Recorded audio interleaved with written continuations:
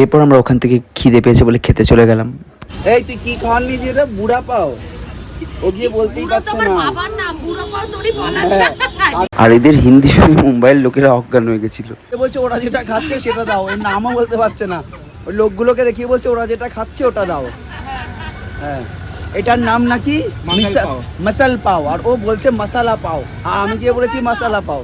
এ আবার চাইতে হচ্ছে পিয়াজ দিজিয়ে পিয়াজ, কিন্তু লোকটা বলে পিয়াজ ক্যা কান্দা, বলছে খাট্টা দিজিয়ে খাট্টা। এই যে লেবু চাইছে বলছে খাট্টা দিজিয়ে না খাট্টা, মানে এত বাংলা হিন্দি মিশিয়ে এরা খাচ্ছে, পুরো তাড়িয়ে দেবে এবার এই লোকগুলো।